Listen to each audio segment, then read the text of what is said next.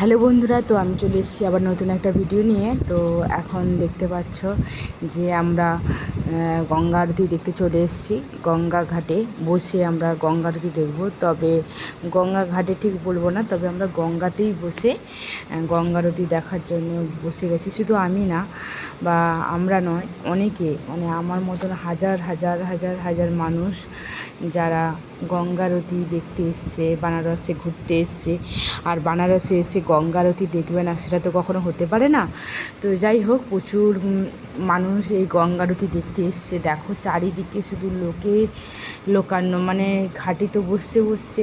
আমরা ঘাটে অনেকবার দেখেছি। তো আমি হরিদ্বারে গেছিলাম, সেখানে দেখেছি গঙ্গা ঘাটে বসে গঙ্গা আরতি। কিন্তু বানারসে এসে একটা নতুন এক্সপিরিয়েন্স, যে গঙ্গাতেই বসেই গঙ্গা আরতি দেখব। তো যাই হোক, সেটা এক আলাদা মানে আনন্দ বা আলাদা একটা অনুভূতি। একটু ঠান্ডা ঠান্ডা বাতাসও হচ্ছিল, আর তাতে একটা গঙ্গা আরতি দেখার সৌভাগ্য হলো। এই যে দেখো, মানে মানুষের যে ভিড়, মানে সেটা চোখে না দেখলে নয়। আর এই যে দেখো, এবারে গঙ্গা আরতি শুরু হবে। এই যে লাইটগুলো দেখতে পাচ্ছ, মানে এত অসংখ্য মানুষ। আর আমাদের সামনে একটা বড় তোমার কি বলে, বড় একটা মানে লঞ্চ দাঁড়িয়ে ছিল, যার জন্য আমরা দেখতে পাচ্ছিলাম না ঠিকঠাক করে। তবুও যতটুকু পেরেছি তোমাদের সামনে তুলে ধরেছি, আমরা নিজেরাও দেখছি। এই যে গঙ্গা আরতি এবারে শুরু হবে, তার জন্য এই যে পণ্ডিত মশাইরা চলেও এসছে।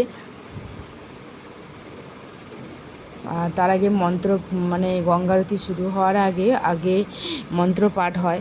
তো যাই হোক, মানে মানুষের যে এত মানে ভিড় হয় কেন গঙ্গা আরতি দেখার জন্য, বিশেষ করে বানারসের গঙ্গা আরতি দেখার জন্য, সেটা নিজের স্বচক্ষে না দেখলে হয়তো কখনো বিশ্বাস করতাম না। তো যাই হোক, এই যে দেখো গঙ্গা আরতি শুরু হবে। এই যে ওরা আগে মা গঙ্গাকে প্রণাম করে নিচ্ছে।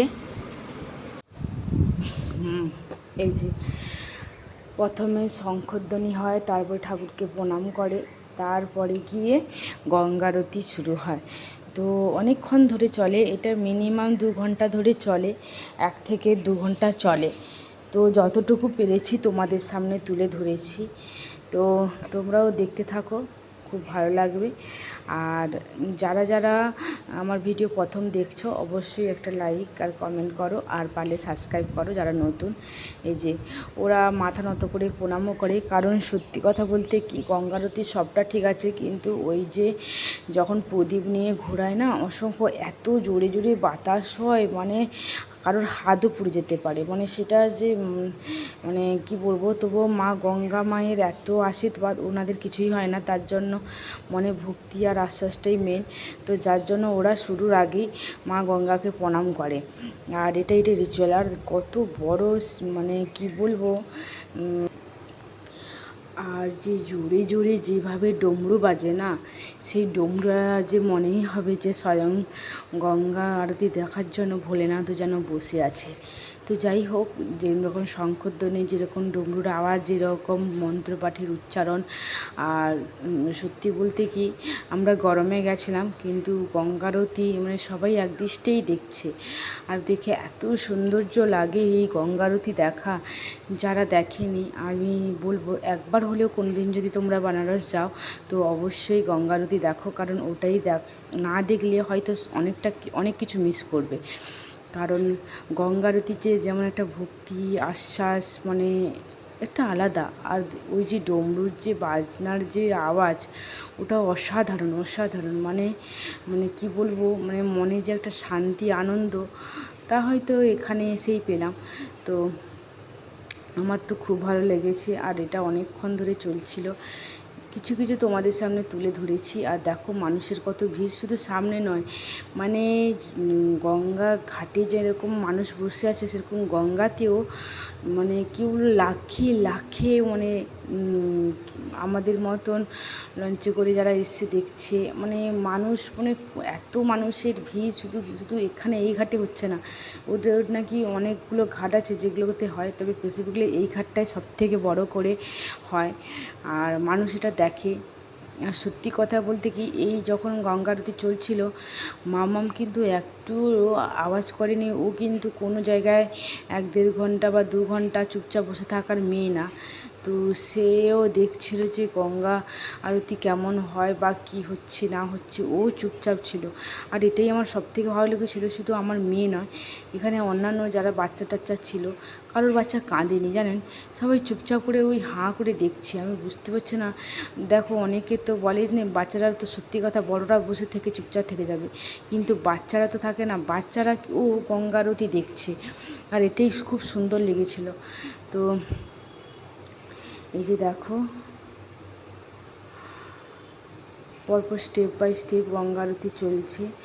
আর এদিকে আমার মা, দিদি এরা প্রদীপ জ্বালাচ্ছিল, আমিও ধরবো। এবারে গঙ্গা সবাইকে দিচ্ছে যে গঙ্গা আরতির সময় গঙ্গা আরতি তোমরা প্রদীপ জ্বালাও। তো আমরাও দিচ্ছিলাম, আমরাও কিনেছিলাম আসলে। তারই আয়োজন চলছে এখানে জ্বালানো, দিয়ে আমরা এক এক করে গঙ্গাতে প্রদীপগুলো দেব। আর এদিকে স্টেপ বাই স্টেপ চলছে পুজো করা, গঙ্গা আরতি চলা।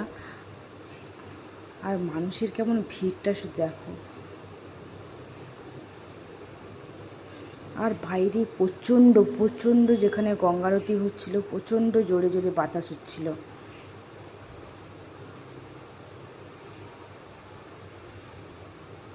এই যে দেখো, এইটাই সবথেকে মনোরম দৃশ্য আমার মনে হয়। আর এইটা যখন, এই প্রদীপগুলো যখন ঘোরায় না, এত জোরে জোরে বাতাস হয়, মানে সীমার বাইরে। তবুও তারা খুব সুন্দর করে করে, ওনাদের কোনো ক্ষতি হয় না।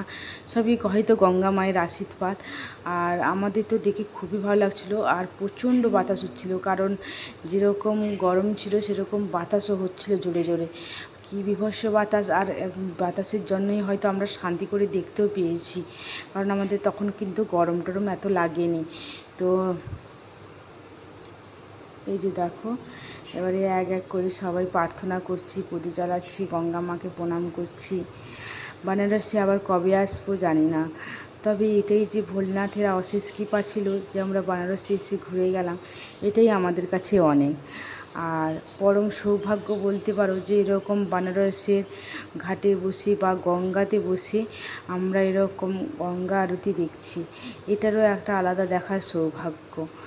তো যাই হোক, আমরা মানে অনেক আনন্দ করেছি এটা দেখার সময়। আর অনেক, সত্যি কথা বলতে কি, আমরা যে কী করে যে 1.5-2 ঘন্টা পার করে দিলাম নিজেরাও জানি না। আর সবাই ঠাকুরের নাম করতে ব্যস্ত। আর এখানে দেখো, মামা কেমন চুপটি করে বসে আছে, দেখছে গঙ্গা আরতি করা। আর এখানে কি সুন্দর লাগছে, প্রদীপগুলো জ্বলছে, তাই না? তো আমরা খুবই আনন্দ করেছি। তো আমি ভাবলাম যে তোমাদের সাথে আমি শেয়ার করি যে আমি কিভাবে গঙ্গা আরতি দেখেছি, আর সেটাই তোমাদের সাথে শেয়ার করলাম। গঙ্গা আরতি একটা, মানে কি বলবো, ওই যে দেখো, মানে মানুষের যে এত ভক্তি, সেটা এখানে না এলে হয়তো বোঝা যাবে না। বলে যে বেনারসে এসে যদি কিছু না দেখো, আপাতত গঙ্গা আরতি যদি না দেখো তুমি, তাহলে হয়তো তোমার দেখা অসম্পূর্ণ থেকে যায়। এটা কিন্তু সত্যি কথা, কারণ এত অপূর্ব লাগছে। ফোনে কতটা তোমাদেরকে আমি দেখাতে পারছি জানি না, ফোনে তোমাদেরকে কতটা দেখাতে পারছি বলতে পারবো না, তবে সত্যি বলছি, কাছ থেকে এতটাই অপূর্ব লাগছে যে না দেখলে আর নয়। তো এখন প্রায় শেষের পথে, আমরা এবার সব একে একে করে ফিরবো। এই যে এবার বাড়ি ফেরার টান, কারণ বললো যে গঙ্গা আরতি শেষ হয়ে গেছে, তো আমরা ব্যাক করব আবার বিভিন্ন রকমের ঘাট দেখতে দেখতে। এই যে আমাদের লঞ্চ ছাড়াও শুরু হয়ে গেছে, আমরা যাচ্ছি আর কি, সবাই ছবি তুলছে, কারণ এত সুন্দর লাগছে এই রাতের বেলা গঙ্গা নদীতে বসে, মানে ঘাটগুলো পরিক্রমা করা, দেখা, সে এক অপূর্ব আনন্দ। তো যাই হোক, আবার দেখাবে আবার কোনো এক ভিডিওতে। আর এখানে যাওয়ার সময় চারিদিকে দেখো কি সুন্দর লাগছে ঘাটগুলো দেখতে। আর এখানে আমাদেরকে যে বোটে করে যে নিয়ে যাচ্ছে, বোটের যে গাইড বলো, ওনারা আমাদেরকে প্রতিটা ঘাটে কি কি গল্প, প্রতিটা ঘাটে কি কি আছে সেগুলো শোনাচ্ছে। এখানে যেমন বোটও আছে, লঞ্চ আছে, তারপরে তোমার জাহাজ আছে, সবই আমরা দেখেছি। তবে অনেকে আরও নৌকাও আছে। তবে তুমি যে যেটাতে কমফোর্টেবল তারা সেটাই চুজ করছে। তো এখানে আমরা সবাই বসে আছি।